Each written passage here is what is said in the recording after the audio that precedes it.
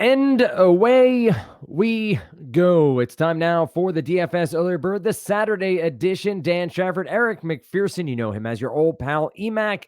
We're with you on this Saturday morning, getting ready for a Saturday afternoon slate. DK running a 2:10 start time, 7-game slate. That's what we're going to use as our jump off point to do analysis. Don't forget, this podcast is brought to you in part by Yahoo Sports. You can check out their DFS offerings, typically looking more at the night slate over there or all day. So we'll touch on some of the top plays. You can always transpose those over. May not help for roster construction, but should help at least minimizing your player pool. EMAC, it's been a while. How you doing?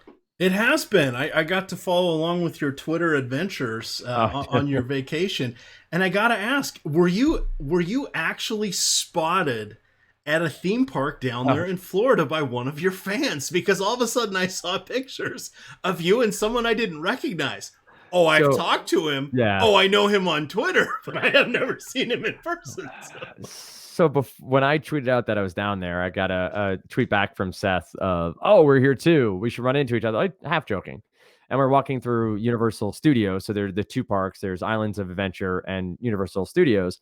And it's hot. It's like 90 degrees. And I'm head down. I got the 3 kids, the wife, and we're just going. And I just hear, Dan Strafford. You have that moment of, oh shit. Like, who do I know here? And so I look up and I guessed it was Seth, like, because of the context of it all. And I said, "Seth, what's up, man?" And he goes, "This is honey, it's Dan Strafford." and his wife's reaction was just pure brilliance of, "Oh, great. Hi, Dan." Like, you know me, don't you? Like, this lady, like, he talked anyway. Seth was nice. It was nice saying hi. He had his kids with him. I had my kids. We said hi. We took the picture. Everyone saw his shoes, which I thought was quite comical. Funny enough, I was wearing a fantasy draft, not because it's just one of the nicer t-shirts I have, like, and it was hot. So I just threw it on when we left the hotel, but some branding there. What's funny though, is as we walked another 20 yards, and I haven't told anyone else this, we saw one of my wife's friends. No kidding. Who they have a timeshare down there. So it's not overly surprising. They were there on the same break. Like, they're from the same town as us, but my wife yelled out, "Hey," and yelled out their last name. I was like, well, that worked out well. Like, there's some synergy in this. And we talked to them for a little bit, and then we went about our day. But yes, it was an experience. It's the second time I've been cited. The other time was in a Panera in Jersey City, back at FV. I was wearing the Fan Vice sweatshirt, and someone goes, "Hey, are you Dan Strafford?" I was like, "I am. Who wants to know? Because I'm gonna run away if you're Ags. I'm out of here." But I don't know if Ags listens anymore. I doubt it. He still trolls me on Twitter, but yes, that was a fun time. We have 7 games. This is actually a fun slate. First glance at it, I think all slates are fun, but first glance of the pitchers and the matchups we have, the parks on the slate, some decisions to be made. EMAC, best to go game by game, right, for this 7-game slate? Yeah, we'll hit game by game here. You'll get Jake, Hari, and myself at 11:15 Saturday morning. We're going to break down everything game by game. We should have at least some of the lineups at that point, particularly for the 2:00 games. And then there's a nice little 4:00 slate. And then there's a 6:00 game that seems to only be on the all day or solo slates. And then again, we have a night slate, which you will get myself and Chris Spags at 6:00. So we'll break down everything, not to fear. You're going to be well covered. And then, of course, behind the paywall, Dan, we've got all sorts of goodness with the ownership projections, stack projections, player projections, and then all the sports. It's a NASCAR weekend. They're in Richmond.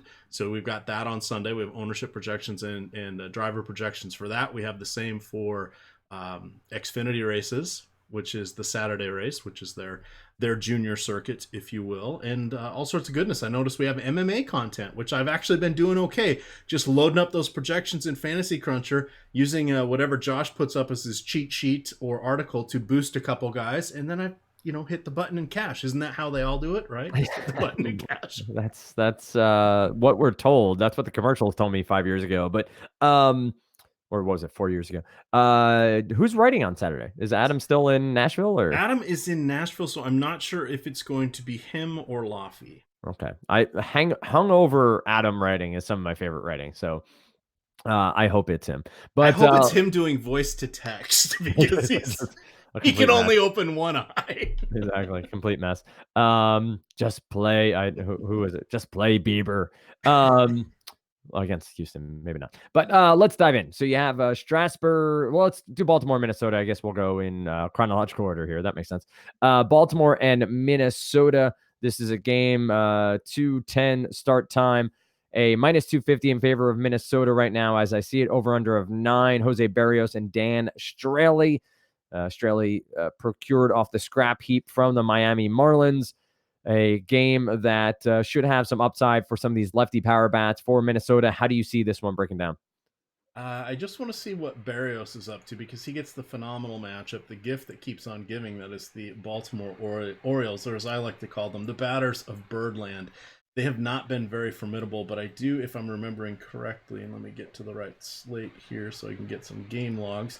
If I'm remembering correctly, Barrios has been a little bit hit or miss, but he clearly is the most talented guy going, or one of the two, I would say. Yeah, he's been all right. So he's got half a dozen starts here under his belt. He has gone 6 2/3, 6, 7, and 7 2/3 innings. So I guess that's 5 starts. So that's relatively solid. He should be in the mix for somewhere between 95 and 102 pitches, which is fine when we start looking at a price per pitch thrown. And then on the season, just looking at the old raw numbers, he's got just under a 3 ERA and a .93 whip. He's got some decent strikeouts. He's getting just a tick shy of literally 1 per inning. He's got 33 1/3 innings and 33 strikeouts. So he's going to be the guy I want to look to and see what I can do to get him in my lineups, just because when you start to look at Baltimore, they've got a few guys that can have moments. Shall we be that credible with them, or generous? But if you're looking at them, the only guys that are really slightly above average even would be Trey Mancini and Rio Nunez, who are going in righty-righty matchups. Both of them have about a 340 WOBA, 200 ISO over their last couple hundred at-bats against righties. And then you've got... I was going to say Dennis Smith Jr. It's actually Dwight Smith Jr. Right, Let's not confuse our sports here. But he's been batting all over the lineup. Some days he's 7th. Some days today he was 4th on we're recording this Friday night. But he should be in the mix as well. Those would be the only guys I would even consider not even taking, but that Berrios may have some issues with. But that's really about it on this side. Makes a ton of sense to me. Berrios' velocity down a little bit so far here at the end of April. Not seeing any reason why, but always something to keep an eye on. Throwing the same 4-seam change curve and then mixing in the sinker or split, depending on who you ask. Obviously, that's always a fun determination to make on these pitching sites. Throwing it a little bit less than he did last year. K percentage down and K per 9 down since the past 2 seasons. Could be an upside spot here, though. This is what I'd like to call a sample correcting sort of outing for Berrios against the Blue Jays. So I would not be surprised if all of a sudden he gets back above 9 Ks per outing as we go through. Then just for comparison on the velocity, usually what I like to do this early in the season still, now we're getting enough of sample size that you can start to look at this season only, but I like to compare the last couple Aprils and just see where they're landing. And he's, 1.5 down on his 4-seamer miles per hour, 1.5 down over the last 2 and 3 seasons. His sinker is also down 2, but the changeup's still proportionally the same. So you like to see that curve's about the same. So hopefully he gets a couple more starts under his belt, and when the weather warms up, maybe he'll feel a little bit better. Because remember, it's been, did we get to say butt-ass cold in Minnesota for the better part? You can say whatever you like. April. You can say whatever the damn well you please.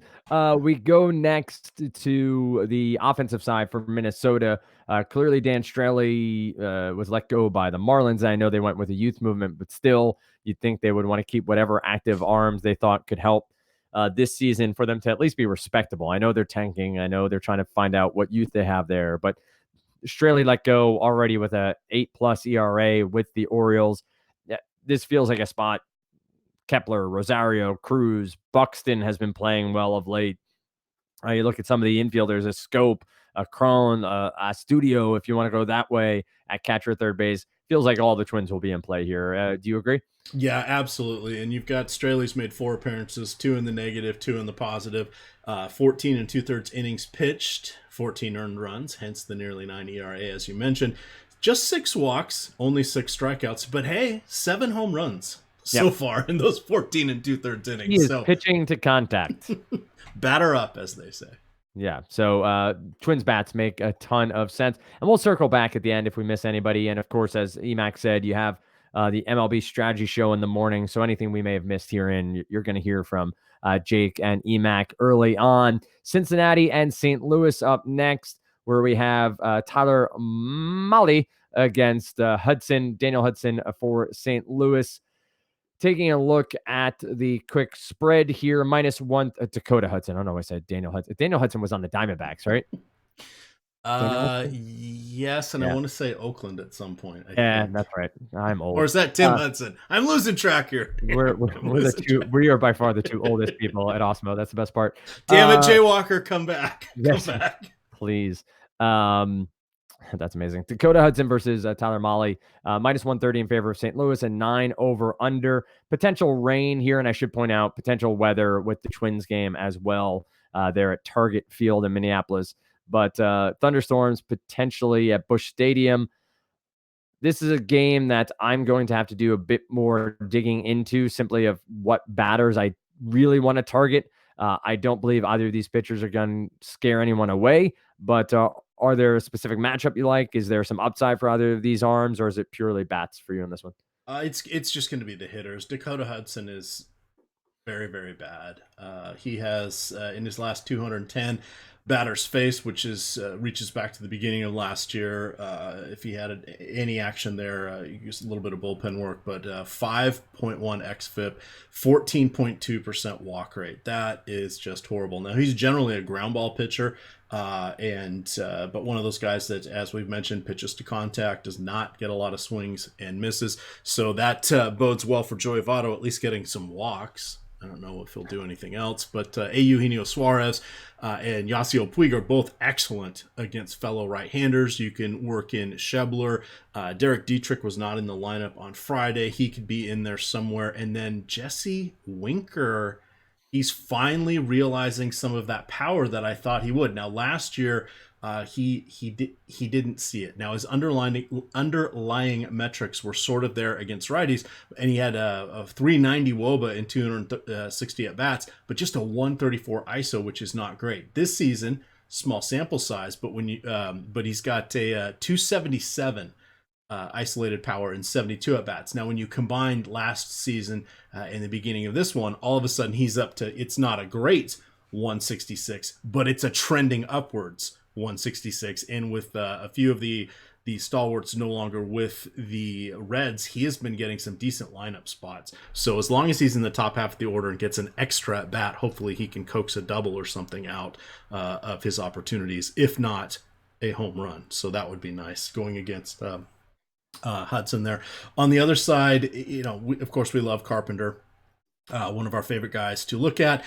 Goldschmidt, phenomenal against righties. His last 600 at bats against righties, he has a 400 WOBA, 250 ISO. Paul DeJong, not too far off with the 350, 220 in 450 at bats. Ozuna hitting a little bit better, had some hangover effect, shockingly, after leaving Marlins Park last season when he was with the Redbirds. But he should be batting a cleanup. If not him, it'll probably be Jose Martinez, who is, when he gets in the lineup, is not bad, but he feels, and I say this a lot, he feels like one of the batters created in the laboratory that sits beneath Busch Stadium, where they chunk out these hitters that do well for about a season and a half and then disappear.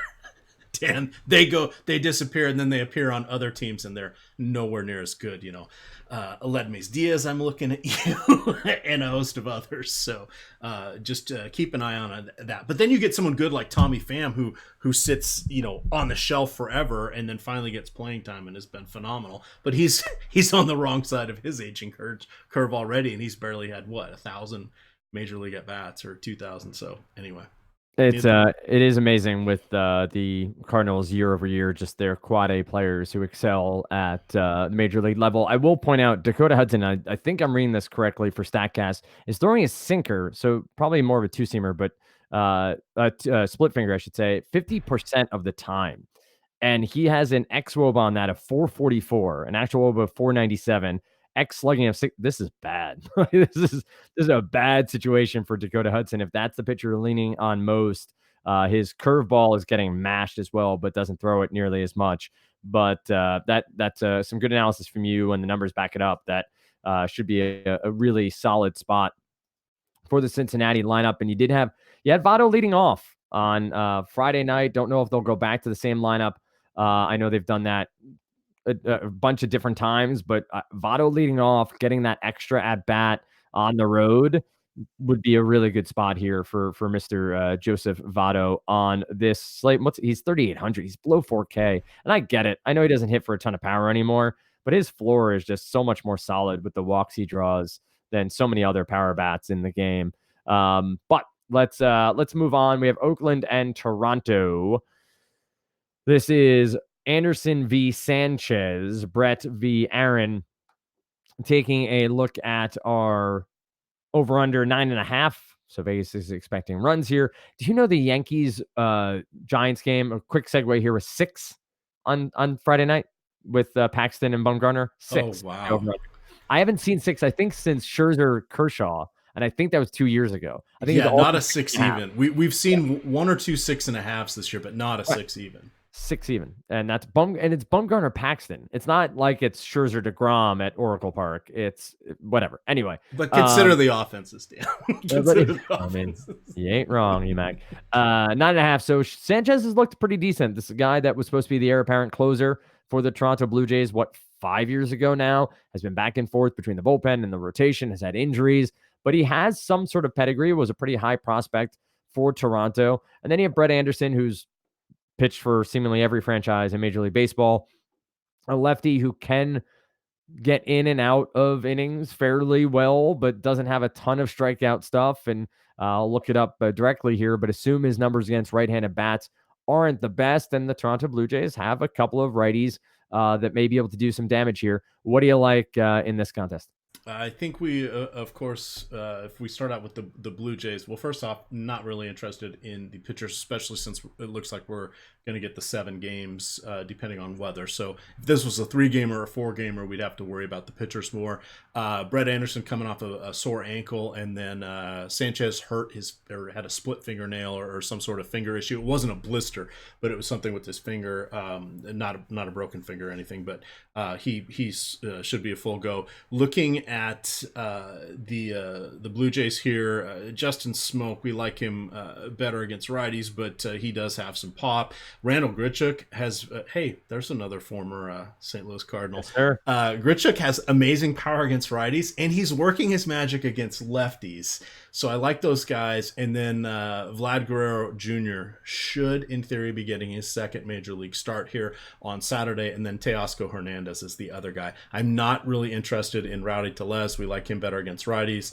And then we'll have to see who gets the lineup bump. We could see Dan Jansen moving up somewhat, but this will be a day game after a night game, so he may or may not be in the lineup. But this is like a secondary stack or some filler players here with Oakland. Don't mind the one-offs because they do have potential power. On the other side here, for the Blue Jays going against Sanchez, we're going to want to look to the usual suspects. They do have a lot of righties with Oakland, but they all have a lot of power against fellow righties. So that's one thing where you think, well, yeah, it's kind of the advantage to the pitcher, but when you get a whole host of players here, like we saw 2 and 3 seasons ago with the Brewers before they got lefty heavy, and what we've seen for the last couple of years with the Cardinals, if you've got righties who can hit righties, it doesn't really matter. And then if lefties coming out of the bullpen, they're not really at a disadvantage. But Chapman, in his last 500 at-bats, just shy of a 400 WOBA and a 260 ISO against righties. Piscotty, 350, 220.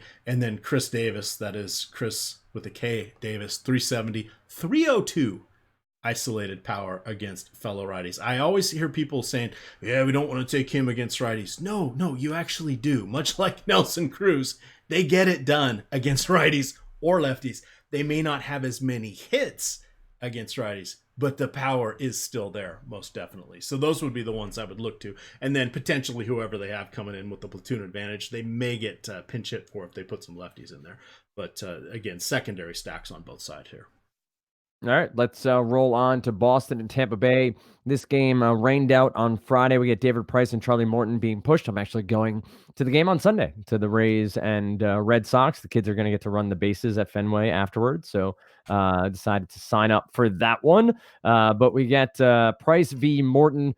Tampa Bay has the best record in the AL East and an offense that has pieced some things together. They lose Joey Wendell to I made an Arrested Development reference to Adam saying Mr. Wendell, and he's like, I've seen that show. And I was like, no, Adam, no, Adam, Adam, come on. you Tennessee. Such a great band. But pitchers here could be intriguing. If we're looking for K upside and we're looking for pitchers who may who at least have the talent, you go with these two guys, but not necessarily in these matchups. How do you feel about either Price or Morton on this slate? You know, if this was a normal Tampa Bay team, I think we would be fired up to get some David Price in our lives. Now said, it's a tougher Tampa Bay squad, but they're missing a lot of their best hitters are lefties, which doesn't bode well or not as favorable against Price. But Price has been solid. He's actually managed to go 3 games without giving up a home run. I say managing to go 3 games without giving up a home run because in his first appearance he gave up 3. So that's nice to see. You're saying he's due, is what you're telling me. Yeah, well, he could give up. Remember, he's the guy that when he was with Toronto, was with Tampa Bay, hell, when he was with Boston here, he'd give up 2 or 3 home runs in the first couple innings, and then all of a sudden you look up and he's gone 8 innings with 4 runs allowed. And 8 strikeouts. So he's still kind of a gamer. He's averaging just over 93 pitches per start this season. So that is 91, I guess. So that's pretty reasonable. A couple nice outings here. And he's not necessarily getting it overly done on strikeouts. He's had 2 good ones. He faced Tampa Bay in his last outing and had 10 strikeouts, 7 base runners, 2 runs allowed in 5 innings. He won 100 pitches. And then, of course, he had Baltimore, which is the gift, as I mentioned, that keeps on giving. So I'm okay with Price. He's 9,000. Not a jam him in, but as we are wont to do here a lot on Osmo, we tend to play move down in stakes and then play a lot of entries because with baseball and the variance and what we've done with the projected ownership and such, you can gain some advantage and leverage, which is much different than basketball, much different than the NFL. And this is a sport where you kind of want to nibble away at the season, and then you get once a week if you get a 2 or a 3x night, that's great. And then once a month for those of us that are ham and eggers and are playing our $150-$200 a day, if we get a $1,000 or $2,000 day once a month, that's awesome. And all of a sudden at the end of the season you got $5,000 or $6,000. Works out well. Good times there. So Price is definitely in play. I really don't want to mess with anybody against the Red Sox. I don't care that they're not winning as much. I mean, they've turned it around a little bit, but look at that lineup, Dan. You just they're welcome to between the Red Sox starting lineup and the Yankees bench, that could be the AL All-Star team, or probably the Yankees injured list, I should say. Yes, not the bench. The bench right now is a bunch of AA players, but yes, the injured list would be part of that conversation for sure. I will point out, if I'm looking at the numbers correctly, I did click around a lot. Looking at active rosters 2019, small sample size alert. The Rays are sporting a 30.7% K percentage against lefty pitchers. Just a 119 ISO and 98 WRC plus and 315 WOBA is not terrible, but not a ton of power and a ton of strikeouts. So Price may get moved up my roster of pitchers on this slate as I looked at that more closely. Steven Strasburg, Eric Lauer are our pitchers for our next game up. That is Padres and Nationals, -170 for the Nats, 8 over under. I want to take a look. What did and by the way, Vlad Guerrero Jr. 0 for 3 is a sham. Send him back to the minors. He's awful. Oh, so Scherzer ended up giving up some runs here. He had a no-hitter through what, 4? Through 4, and then I saw he'd given up 2. He gave up 2 runs, 1 home run, 10 Ks though, 0 walks. Home run given up to Eric Hosmer. So good for Hosmer. The lone lefty on the entire roster. That's what Scherzer does. That is what Max does. We have Strasburg, who's coming off one of his best starts in recent memory. 41.6 DraftKings points, 11 Ks, just 2 walks, 2 hits allowed, 8 innings pitched, and the win against the Miami Marlins. So he gets the San Diego Padres here. Eric Lauer on the other side has been serviceable, but not been great on the year. Has been mid-teens in output on DraftKings points. Not end all be all stat clearly, but nonetheless something to keep track of. Strasburg has upside. We know the case can be there. I know it's not hot enough yet that we have to worry about it if it's 93 degrees or hotter yet for Strasburg and the sweat issue that we've discussed way too many times in podcast history. But do you go to him here at 10-5, or being Berrios is 500 less with Baltimore? Or do you just stay away and find somewhere else to go cheaper with Strasburg? I'm okay. If you're not a fan of Berrios, then I think Strasburg's the guy you want to look at. Dating back to, let me get my filters right, the beginning of the 2017 season, he should face Hosmer and maybe one other lefty. He's got a 27% strikeout against lefties, a 1 home run per 9, and his 46% ground ball rate. So that's pretty solid. Again, he's not going to face that many of them. Against righties, he's actually pretty good. He's not Scherzer level good, but he's pretty good. 31% strikeout rate against his last 700 righties faced. Okay, we like that. Just shy of 1 home run per 9. We like that as well. And just a 5.5% walk rate. Now, where Strasburg gets himself in trouble is, one, going against the Atlanta Braves in any incarnation, not just this good one, but the last 3 or 4 years. But his problem was he would get all Nuke LaLoosh on us. He wouldn't get wild, but he would want to announce his presence with authority when he'd get behind in the count, and he'd throw a bleeping straight fastball down the middle, and then he'd just turn around and watch it go over the park. And sometimes there would be sweat dripping off his hands, and other times there would not, Dan. But if he can stay away from that, and I think there's a decent chance going against this Padres lineup, I'm okay with him. If this was probably 15 other teams, I would say tread lightly, proceed with caution.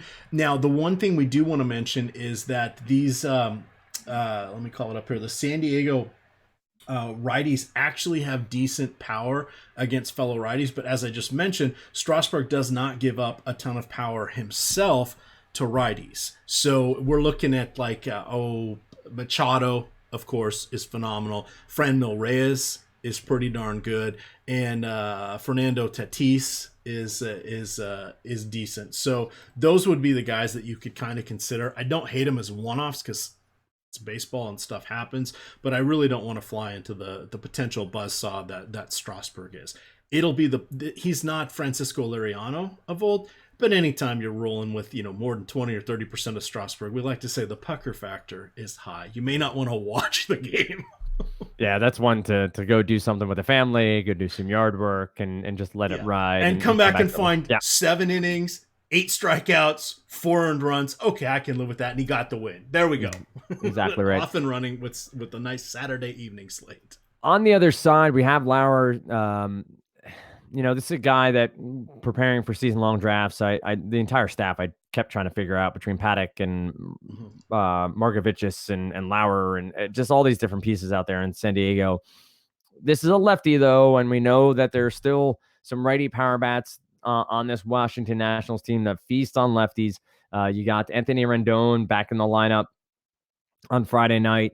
You have Robles, you have Zimmerman, you have Yan Gomes, Brian Dozier still playing second base, even with Kai Boom called up. Wonder if he'll get some playing time in this game on Saturday.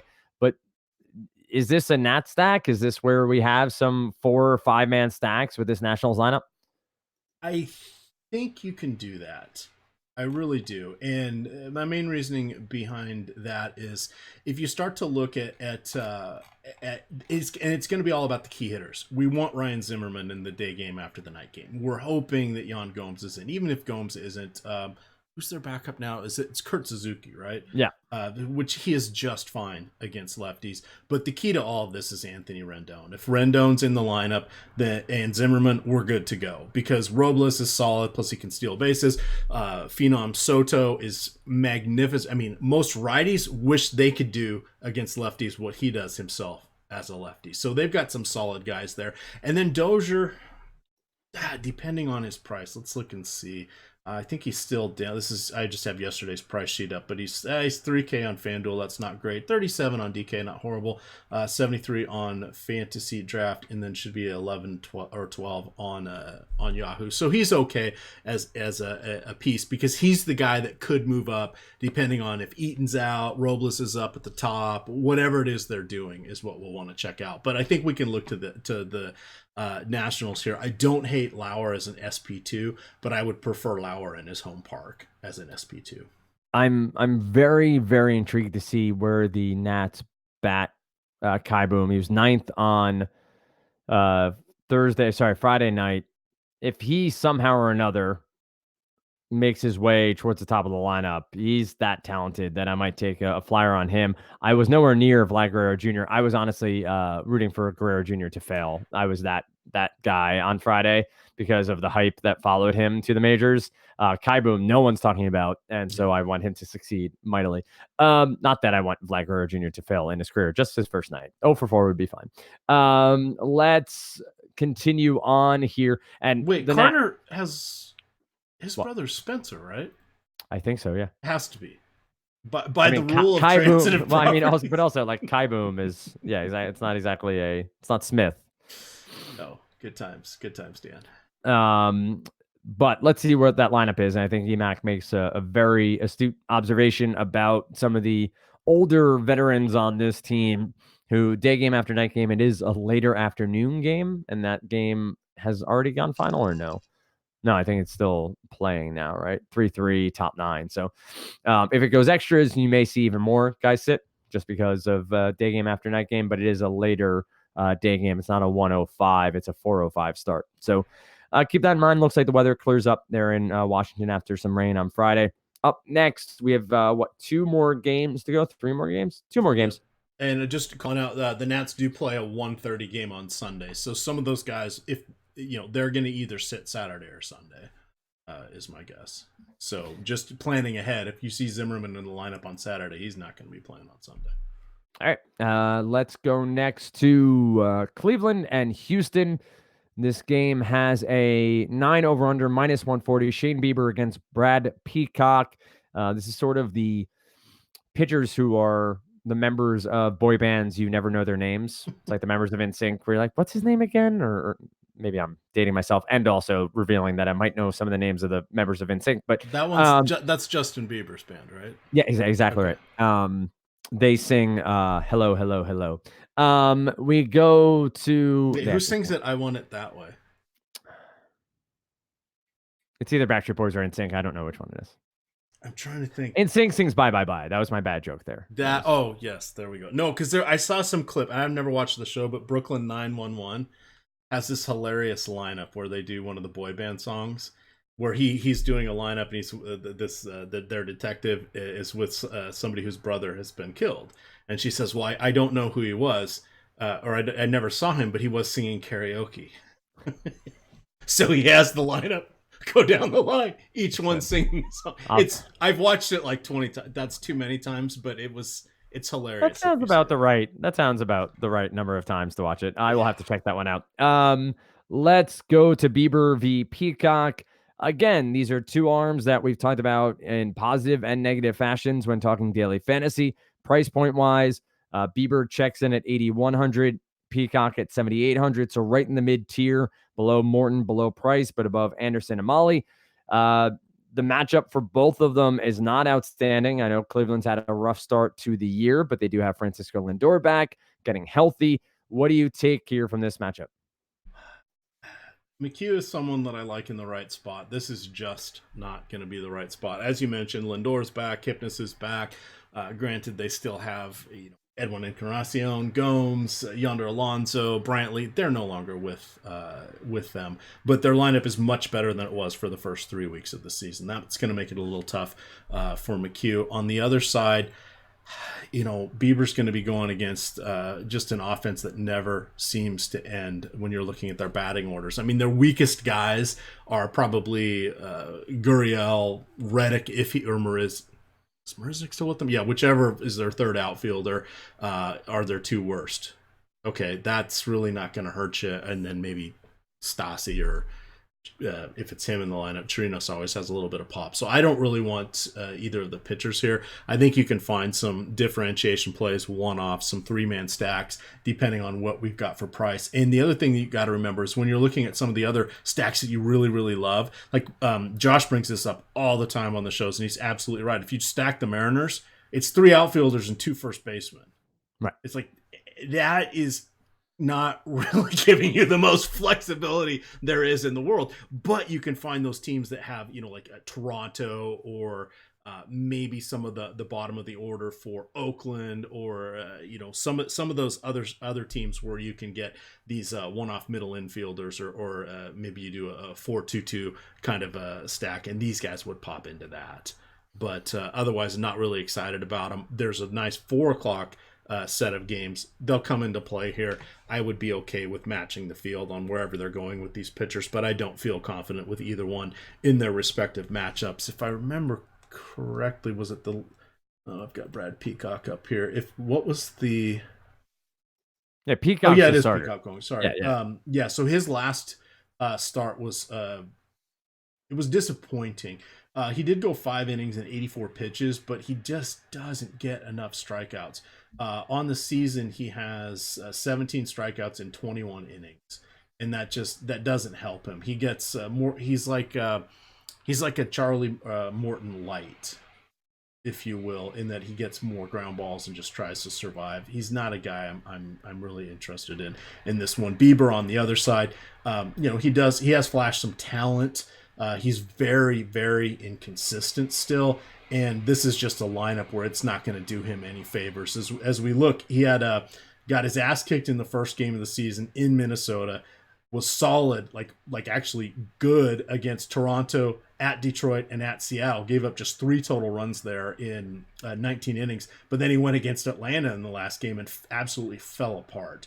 Only 1 walk, but he gave up 5 hits. The sequencing was horrible. 2 home runs. He ended up giving up 7 runs, 5 earned in 2 1/3 innings. That's the downside he's going to carry with them against any of the top 10 offenses or playoff contending teams, which is unfortunate when you're getting him against some of the weaker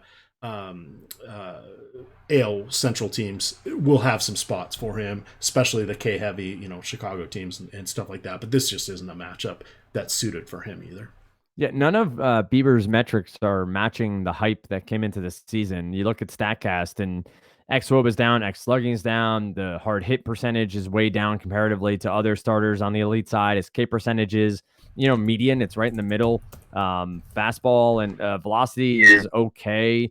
There's nothing that's really pointed him out to be the upside that I think a lot of people saw coming in to start the year, but maybe things level out. The 4-seamer has betrayed him a bit. The batting average has been okay, but the xWOBA and WOBA will probably come closer together as the year goes on. I'm not a huge fan of Bieber in this slate. I think that I'd rather make my way to Price and Strasburg and Berrios, and then figure out where I'm throwing some caution to the wind with maybe a Derek Holland or a J.A. Happ's pretty expensive. He's 9,200, but one of these starters in the next game and final game we'll talk about, which is the Yankees and San Francisco Giants. I made mention of the fact that Friday's game had a 6 over under. This has a 7.5 with minus 115. These are 2 pitchers who have struggled. Like, this isn't like, it's not DeGrom and Scherzer. It's not even Paxton and Bumgarner. It's Happ, who has looked pedestrian at best on the year for the Yankees, and Derek Holland, who's apparently been in the league for like 27 years, but is still he reminds me a lot of Andrew Kashner, in that I always expect him to get blown up, but he manages to get through 6 2/3, 4 earned runs, 4 or 5 strikeouts, and 2 walks. So we don't like the park for hitters. Oracle Park, the worst hitters park in Major League Baseball. It is a day game, so maybe that helps a little bit for the hitters' perspective. Do you like the pitchers here? Do you go to Happ? Do you go to Holland as your SP2? Yeah, absolutely. And this is, it's as you said, it's the park. It's 62 degrees there at first pitch. We have low totals. We've got a much decimated, or incredibly decimated Yankees team, even with Gary Sanchez back. Cameron Maybin. Cameron Maybin is going to be playing a role here.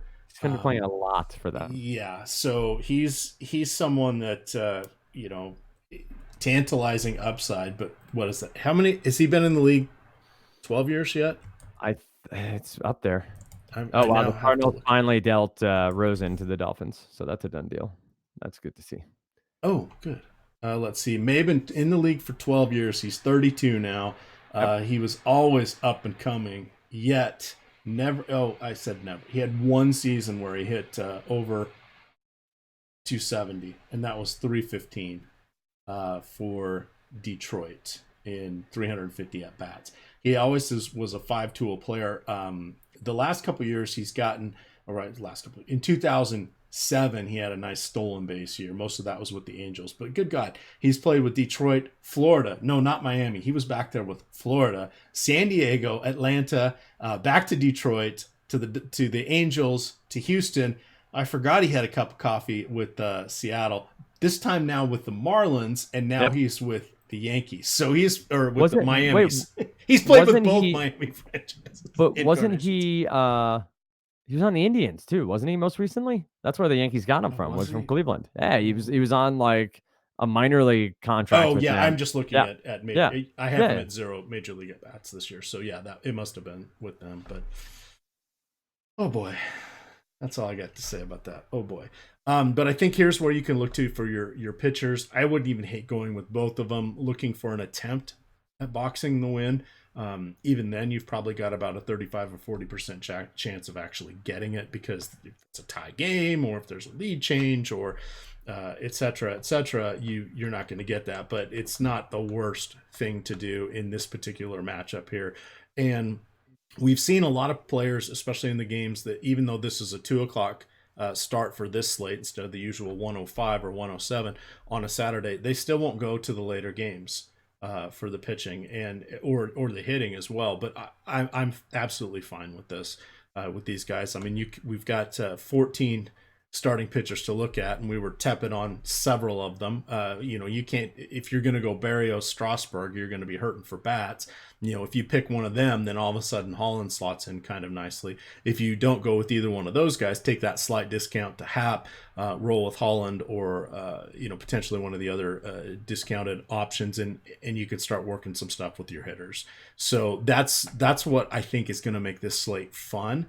There's no clear-cut place to go. There's no, this offense is going to roll. We do have some minor weather considerations here and there. Shouldn't really affect much, but we're still, 14 hours away from first pitch, so we'll have to see.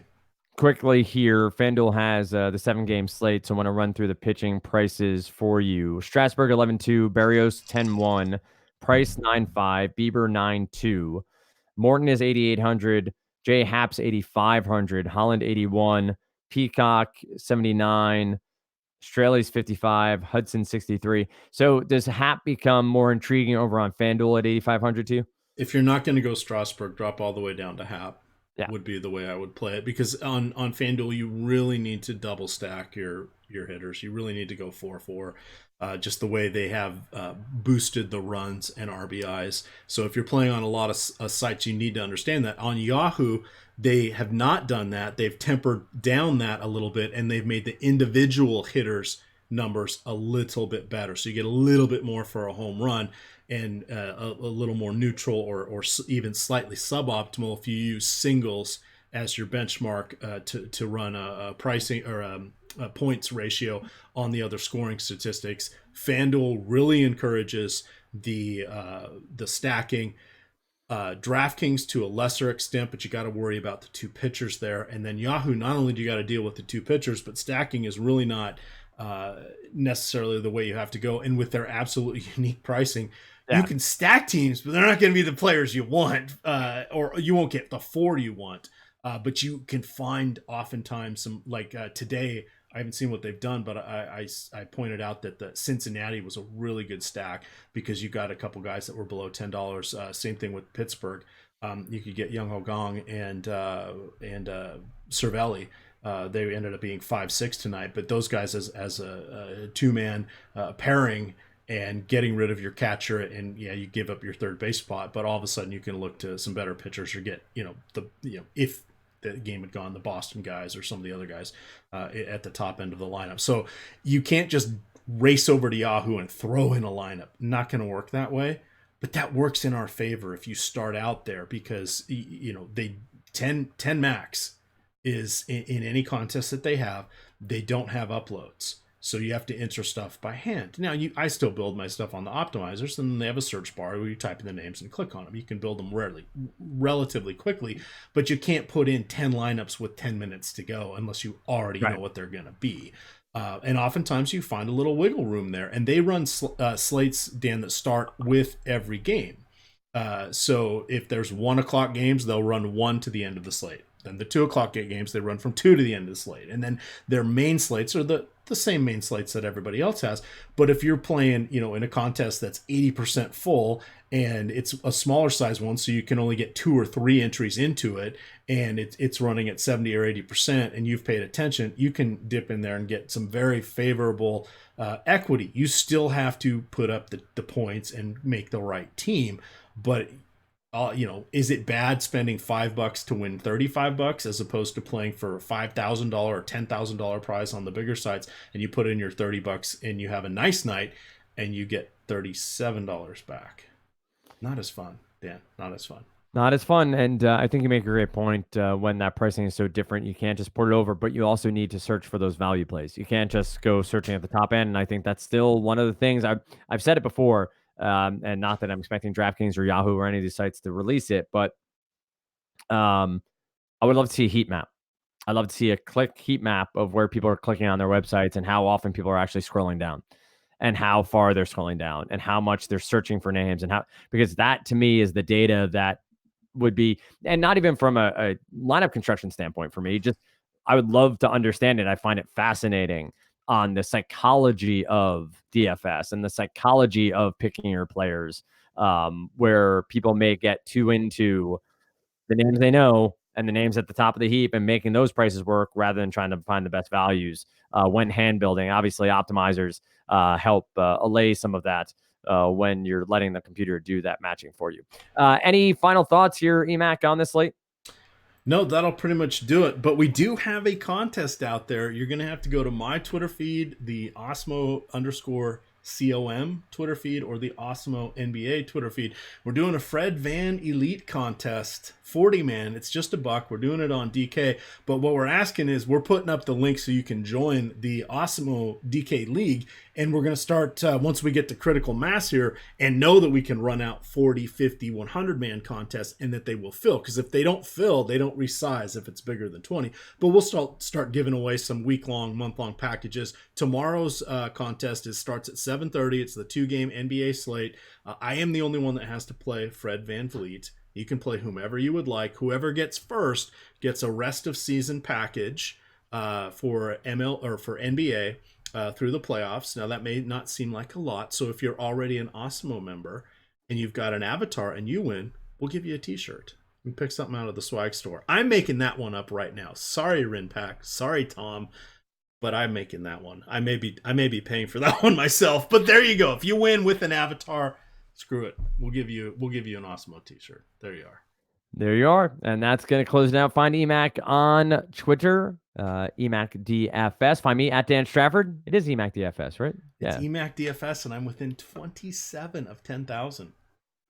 Wow. Yeah. Who are you paying off? What Ukrainian bot farm are you using? I was teasing Adam because he's all the way up to 7,000. I said, well, I'm going to get to 10,000 before you, but you're probably going to get to 11,000 before I do. No, so there you go. No, see, the thing about Adam is he pisses too many people off. So I love you, Adam. You never piss me off, but he pisses too many people off to keep that count rising at a steady rate. He has too many people who unfollow because he pisses them off at some point. With that said, find us on Twitter. Osmo_com is the website. You can always find the deep dive, which is the write-up for baseball Monday through Saturday, which is you get Lofty Monday, Wednesday, Friday. Typically, Adam Tuesday, Thursday, Saturday. He's in Nashville for the NFL draft. We'll confirm that. You'll also see EMAC again on Saturday morning at 11:15 with Jake, and then again later in the day with Spags, and then plenty of content coming your way next week as well. So with that said, best of luck in this Saturday 7-game early slate. We'll see you again right here on the DFS Early Bird on Monday.